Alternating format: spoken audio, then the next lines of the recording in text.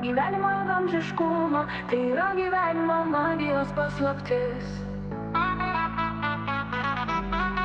Tu tiesiog gyvenkite taikoje, harmonijoje ir mylėkite vienas kitą, o dangus žemėje yra jūsų, tai tikrai magija. Nes ramus gyvenimas gali atnešti daugiau ramybės ir didelių turtų viršijančių tuščiosios dimensijos vaizduotė. Ramybė yra atsakymas į visus mūsų visuomenės problemas. Meilė yra atsakymas į visas mūsų visuomenės problemas. Meilė yra atsakymas į visas mūsų šeimas ir santykių problemas. Ramybė yra atsakymas į mūsų ekonominius dėmesį ir racijų reikos ir raginimus. Taikus ambulis yra gyvenimo tikslas ir priežastis, dėl kurios esame čia.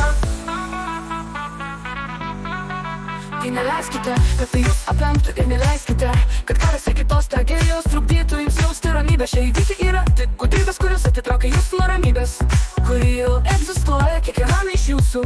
Ir šie įvykiai yra specialiai suorganizuoti, kad nustumtų žmoniją nuo jūsų artėjančio pakylėjimo kurso.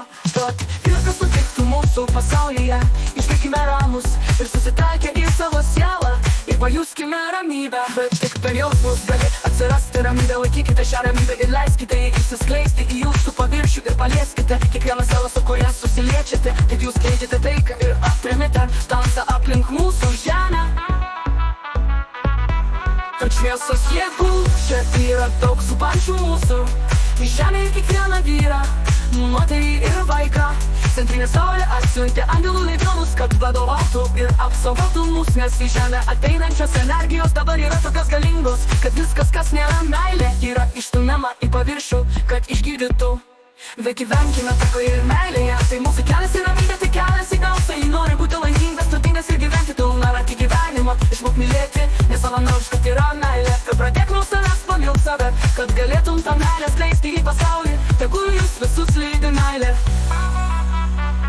gausa ir vidinė ramybė.